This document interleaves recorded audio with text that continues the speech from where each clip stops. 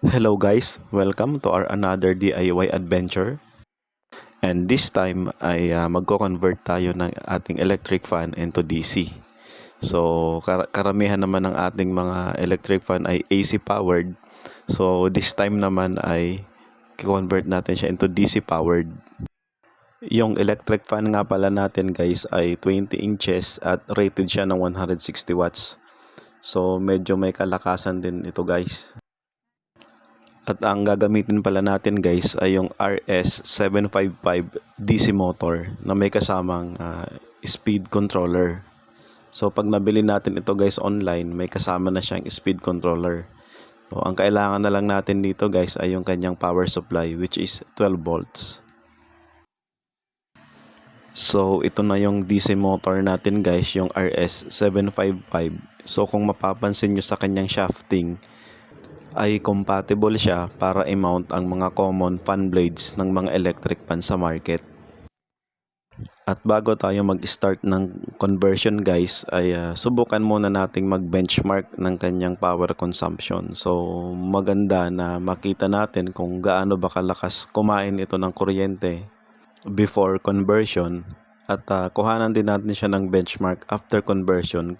At para malaman na rin natin kung worth it ba na mag-convert ng isang electric fan into DC. At gumamit nga lang pala ako guys nitong aking mahiwagang wafer container. So dito kasi nakamount yung aking watt meter. So wala akong ibang choice. Ito lang yung paraan ko para ma-measure yung kanyang current consumption. So ito ay DIY ko din lang guys. At ito nga pala yung laman ng ating mahiwagang wafer container guys. So in case nagtataka kayo, nilagay ko lang naman sa loob yung inverter. Naglagay ako ng switches at yan na nga yung watt meter natin, outlet at saka yung AC meter. So ayan guys, na-on na natin. So kung mapapansin nyo, meron tayong initial na 7 watts na consumption. So idle consumption pa lang yan ng ating inverter. Okay guys, power on natin ulit.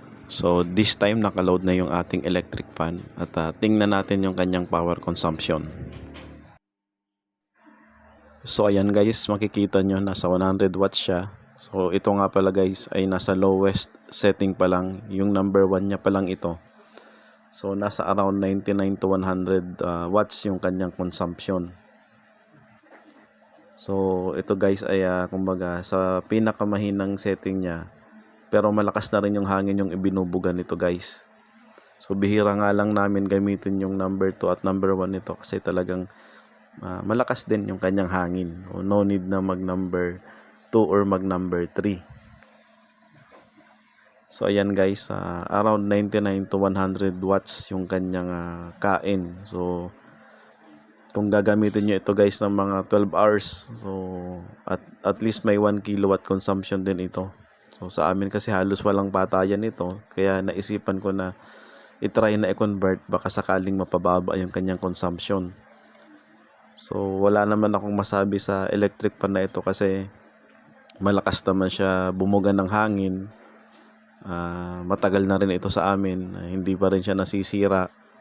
Yun nga lang yung isang naisip ko na sabi ko medyo malakas nga pala kumain ito ng kuryente. So what if i-try natin na i-convert sa DC? Baka sakali na medyo mabawasan yung kanyang consumption. So iniisip ko na at least kalahati ng kanyang consumption ay mabawas. So titingnan natin kung magiging successful lang ating conversion.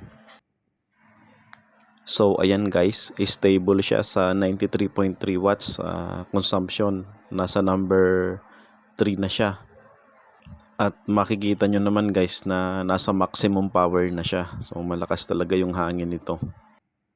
At yun na nga guys, nakuha na natin yung data na kailangan natin. So pwede na tayo mag-start ng conversion. At ayan na nga guys, so na-disassemble na natin yung electric fan. So hindi ko na pinakita sa inyo kung paano ko kinalas. So very basic din lang naman. So iba-ibang electric fan. So iba-iba din yung pag-disassemble sa kanya. So sa electric fan ko, ito nasa-separate yung pinaka-mounting ng kanyang electric motor. So ito ngayon guys yung tinitingnan natin kung paano natin mailalagay dyan yung DC motor. So ayan guys, sinisipat na natin yung ating DC motor.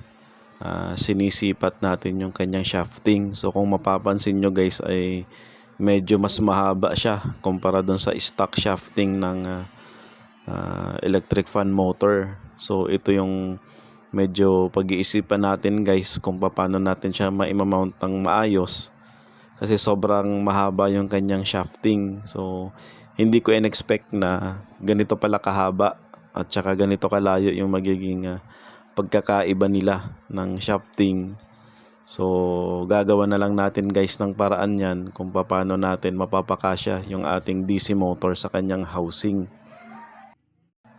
At ito na yung naging solusyon natin guys. So, no choice tayo. Binaklas natin yung winding, yung coil ng mismong electric motor. Pati na rin yung kanyang rotor na may kasamang shafting.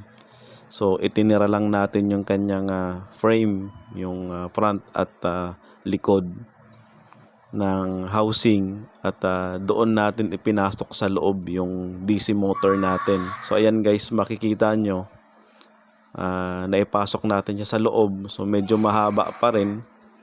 So gagawa na lang din natin ng paraan yan mamaya para umandar ng maayos yung ating electric fan. Pero sa ngayon, yan yung naging solution natin guys. At kung mapapansin nyo, yung kanyang extra shafting sa likod ay wala na rin. So pinutol natin yan kasi hindi na rin naman natin kailangan. Pero kung doon sa mga electric fan na yung may swing, so kailangan yun kasi may gearing yun sa loob eh. So dito naman sa atin ay walang ganon. Hindi na natin kailangan yung shafting at hindi rin naman kakasya kung meron ganon kahaba. So pinutol natin yun guys. So ayan, makikita nyo. Pati yung tornilyo din pala guys, nagpalit tayo. Yan yung kanyang lumang mga tornilyo, maiksi.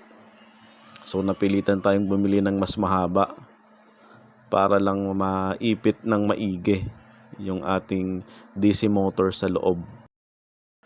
At kung mapapansin nyo pala guys, yung shafting ng ating DC motor ay meron na ring notch. Yan din kasi yung nagsisilbing stopper pagka ipinasok na natin siya doon sa fan blade. Bale, ginaya lang natin guys yung notch nung stock rotor na shafting. So nung nabili natin si RS755 ay wala siyang notch. So nag-DIY lang tayo, mano-mano lang natin siyang ginawa. Bale, gumamit lang tayo ng kikil guys o yung flat file.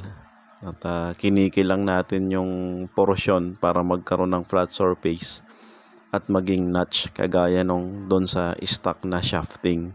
At ayan yung notch o gitla nung fan blade guys. So dyan papasok yung notch ng ating shafting. So ayan guys, sumakto naman siya.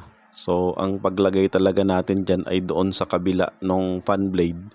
So dito ay sinukat lamang natin at masaya tayo at okay naman. Ngayon naman guys ay aayusin natin yung pag-mount natin dito sa kanyang plastic mounting. So dahil na ikabit na natin yung DC motor sa loob ng motor housing na yan, so ang gagawin naman natin ay mailagay siya dito sa kanyang plastic mounting. At dahil nga guys, yung motor housing din lang yung ginamit natin, so hindi tayo nagkaroon ng problema sa pag-mount dito sa kanyang plastic mounting. So ayan, makikita nyo guys, lumapat naman siya ng maayos. So ang problema na lang natin ay yung kanyang kapal at medyo mahaba. So mamaya mag-a-adjust na lang tayo niyan sa pagkabit ng fan blade. So titingnan natin kung hindi siya sasabit o iikot ba ng maayos. At ito guys, yung kanyang dating coil ng motor niya at yung iba pang mga parts ay itinabi natin. So walang nasira dyan. In case na magka-problema at hindi maging successful yung gagawin natin, ay pwede natin siyang ibalik. At ngayon naman guys, bago natin siya buuin ay testingin muna natin yung DC motor niya kung gumagana. So very straightforward lang naman ang connection nito guys, napakadali lang sundan. From power supply, papasok doon sa speed controller sa kanyang power supply terminal, positive and negative. And then dediretso na rin yung output niya, positive and negative, diretso na sa DC motor. So ito yung nagustuhan ko sa kanya guys kasi napakasimple lang ng kanyang connection. So ayan guys, i-walk through ko kayo from power supply ay papasok na yan sa kanyang speed controller. So makikita nyo naman may label positive and negative para sa supply. So kung titingnan nyo yung board ay madali lang naman. Yung output niya ay papunta na sa electric motor. So pwede nyong i-screenshot yan guys para makita nyo yung connection niya. At dito nga pala guys sa terminal ng ating DC motor ay make sure natin na insulated siya at hindi magdidikit sa bakal ng frame. Kasi ito ay pwedeng pagmulan ng short na pwedeng masira or masunog ang ating DC motor. Ayan guys, subukan na natin siya. Ipa-plug lang natin sa ating outlet. Makikita natin may ilaw na yung ating power supply. Napakadali lang naman ito guys. Susubukan lang nating ikutin yung knob ng ating controller. So naglagay ako ng electrical tape sa shaft ng ating motor para makita natin kung umiikot siya. Ayan guys, ikutin na natin. So red light on, ibig sabihin may power na yung board. So ikutin natin ng unti-unti. Ayan, nakikita nyo guys na umiikot na rin yung ating shaft. So effective nga yung ating speed controller kasi nahihinaan or nalalakasan natin yung bilis ng ikot ng motor. So instead nagagamit tayo ng mga switches kagaya nung electric pan natin. So dito na tayo ngayon magko-control sa ating speed controller. So parang volume knob lang siya kumbaga ng amplifier. So pag inikot mo siya, bibilis. So pag binalik nyo ay hihina hanggang sa mag-off na siya kasi mag-click naman siya kasi meron siyang switch. At ayan na nga guys, binuo na natin siya pero hindi muna natin nilagay yung cover kasi hindi pa natin alam kung may sasabit ba. Nailagay na rin natin yung speed controller pati yung knob niya. So nagbutas lang tayo doon sa may gilid. At ayan guys, nakakabit na rin yung fan blade natin. So ayan na yung wiring natin guys. Kung ano yung ginawa nating wiring kanina ay ganun din lang yan. So inayos lang natin ng kaunti para hindi masyadong exposed yung wiring. So ayan guys, on natin. Umiikot naman na siya, maayos din. So mukhang okay naman siya, working naman siya ng maayos guys. Pero napansin ko lang ay hindi na siya kasing lakas nung dati natin na siya ay AC powered pa.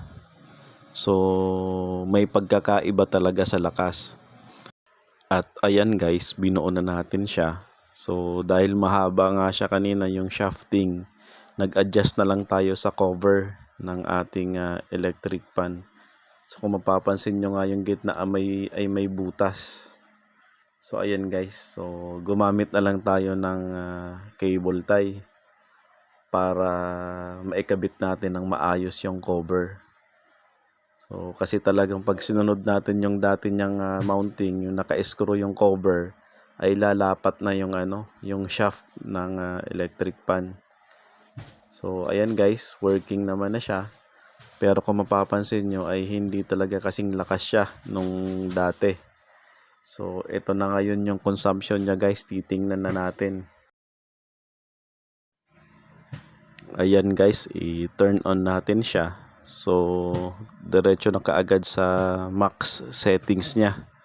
So yung pinakamalakas na sagad. So ayan, mapapansin nyo guys, nasa around 35 to 36 watts lamang yung kanyang consumption compared kanina na nasa 93 watts. Minsan umaabot pa ng 100. So napakalaking improvement in terms of consumption Kaya lamang guys, yun namang lakas ng hangin niya ay sadyang nabawasan nga naman talaga. So it is working, pero yung performance na hangin na kaya niyang ibuga ay hindi na ganun kalakas.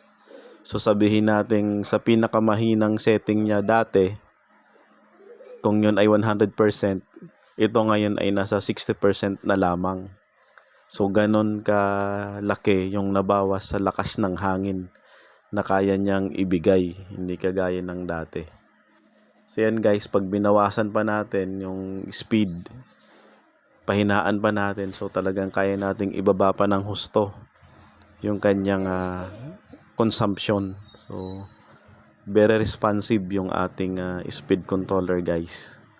At yun na nga guys, masasabi ko na successful yung conversion natin, pero yung performance na ini-expect natin ay hindi ganon kaganda. Magagamit siya, working siya, pero humina naman yung hangin. Pero ang trade-off naman nun ay naging matipid na siya. So para sa akin guys, kung nagbabalak kayo na mag-convert ng ganito, ay pag-isipan nyo muna ng husto, kasi unang-una mahirap talaga yung pag-mount ng DC motor. Yung wiring madali lang. So I suggest na kung meron kayong mga sirang electric pan, yun na lang siguro yung itry nyong i-convert. Pero yung mga working pa naman at maayos pa, ay wag na lang siguro kasi medyo mahirap talaga yung conversion. So hanggang dito na lamang guys. So maraming salamat sa panonood.